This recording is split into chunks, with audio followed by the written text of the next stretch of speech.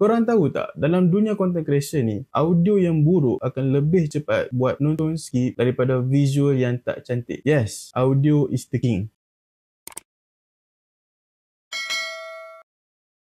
Hai, Assalamualaikum. Welcome back to my channel. Sebenarnya, audio dalam video ni dah umpama nyawa. Kalaulah suara atau audio dalam video tu tak jelas, automatically penonton akan skip ataupun hilang minat nak tengok video tu. Walaupun video tu dia punya visual gempak macam Netflix sekalipun. So, hari ni aku akan share kepada korang cara-cara nak record audio waktu shoot content dari beginner sampai ke level pro. Aku akan share dari segi experience, kelebihan dan juga kekurangan setiap cara-cara merakam audio tu. Tunggu apa lagi?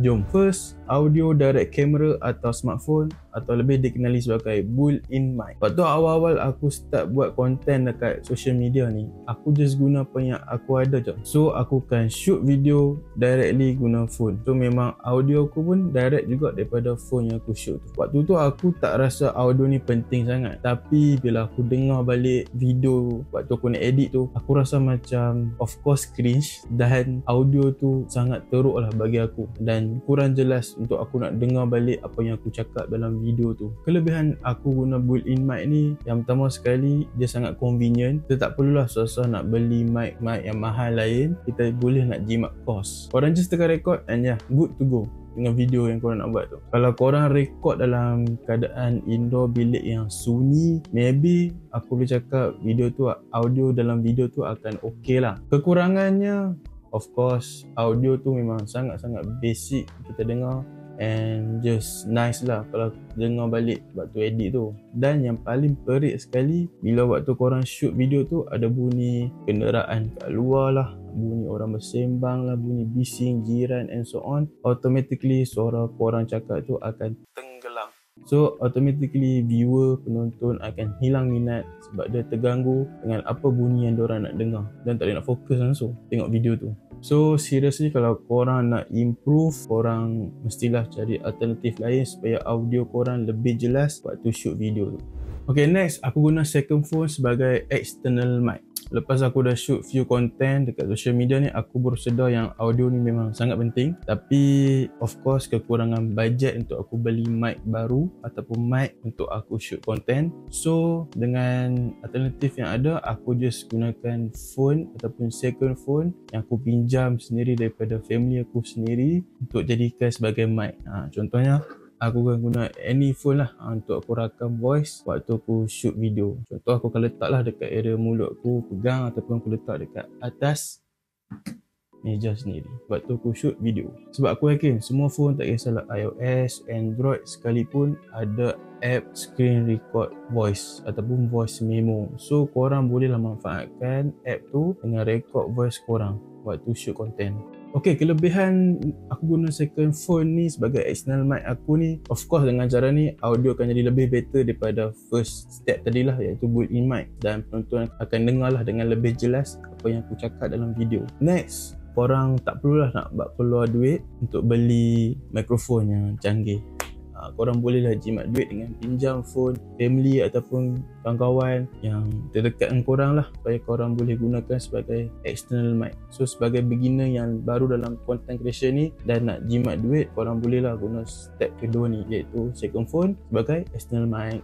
Tapi ada kekurangan dia. Kekurangannya iaitu bila korang edit tu, korang akan pastikan betul-betul sync lah dengan audio dengan mulut korang waktu cakap ni. Tapi aku yakin zaman sekarang kebanyakan software editing video ni dah canggih and korang boleh je nak auto sync dengan original audio tu. So benda tu tak jadi satu masalah yang besar lah waktu nak edit. By the way, aku boleh cakap walaupun kita guna second phone sebagai external mic dan dia juga dekat dengan mulut, tapi dia still boleh juga tangkap audio noise kat luar tu. So dia tak boleh nak cakap perfect sangat, tapi benda ni satu improvement yang bagus lah untuk permulaan. Yang ketiga, lavalier mic ataupun wire ni ada kabel yang panjang tu lah yang boleh clip. Waktu awalnya aku beli ni bukan sebab konten sangat pun, aku beli sebabkan aku nak buat video assignment aku waktu aku study dulu, dan benda tu aku juga guna untuk konten. Dan aku nampak dari segi audio quality tu memang sangat improve, sebab suara ataupun audio daripada mulut aku cakap ni akan jadi lebih fokus dan lebih sharp bagi aku lah. Dan dia juga kurang noise. So dari situ aku perasan lah, dari segi audio quality dalam video konten aku waktu tu memang agak improve pas aku guna lavalier mic ni. Kelebihannya lavalier mic ni,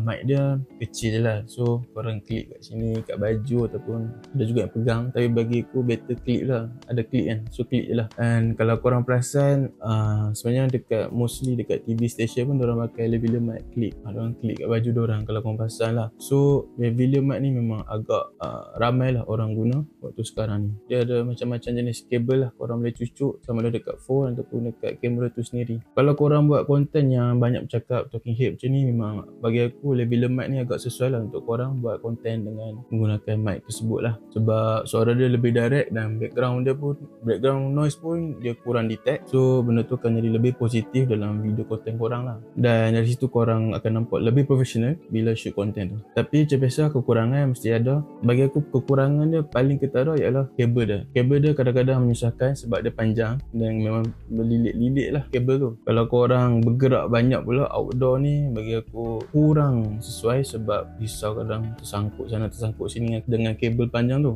Lagi satu, lavalier mic ni hanya boleh detect ataupun tangkap suara yang dekat dengan mic tu sendiri. So kalau nak shoot dalam keadaan group, ada ramai-ramai orang, korang kenalah hala benda tu, mic tu dekat dengan orang lain, baru dia boleh detect suara. Dia tak boleh macam orang tengah pegang, orang kiri kanan kalau bercakap memang takkan dengar. So itulah kekurangan mic tu yang aku boleh nampak lah. Okay, last sekali, wireless color microphone yang aku pakai sekarang ni lah. So benda ni memang game changer lah. Aku yakin ramai gila content creator ataupun korang sendiri perasan lah dekat social media, kebanyakan content creator akan pakai wireless color microphone ni. Diorang akan lekat kat baju diorang, clip, ataupun diorang akan pegang, ataupun diorang akan clip lah dekat mana-mana, kadang-kadang dekat pembaris lah, sudu lah, macam-macam. So aku yakin memang kau perasan benda ni kerap sekali lah, sebab memang ramai sangat orang dah guna wireless color microphone ni. Yang bestnya microphone ni dia tak ada kabel and dia memang bebas lah bergerak. Kita boleh lah nak shoot kat mana sekalipun, yang penting korang kena lekat lah dekat badan korang ataupun kat baju korang sendiri. And then korang yang jenis suka shoot content outdoor ataupun yang perlukan banyak pergerakan, berjalan ke sana ke sini,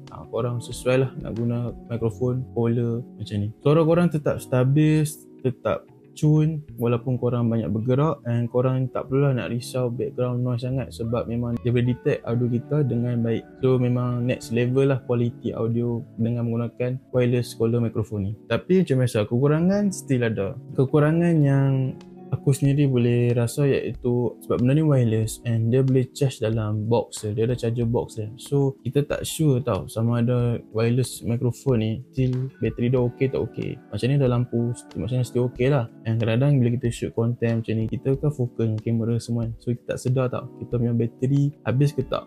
So kita kena kerap check. Kalau macam kita tengah shoot video and tiba-tiba bateri habis, memang potong mood lah. Kita nak shoot video, kita kena tunggu pula benda ni charge baru kita boleh shoot video. So benda tu lah agak kekurangan bagi aku sendirilah. By the way, yang mana mikrofon yang korang teringin nak beli yang aku sebut dalam video ni, korang boleh check out link dekat description. So tu je pengalaman aku shoot content dari awal lagi yang aku just guna built-in mic sampai sekarang yang aku guna wireless color microphone. So benda ni lah satu proses lah untuk dalam bidang content creation ni. Korang tak perlulah terburu-buru terus nak fikir nak beli gear macam-macam semua tu kan.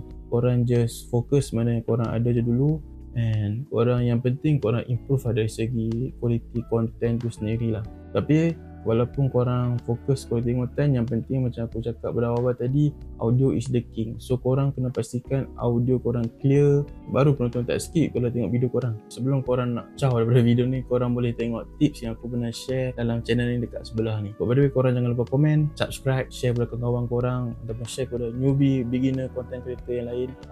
So itu je kot daripada aku. Bye. Assalamualaikum.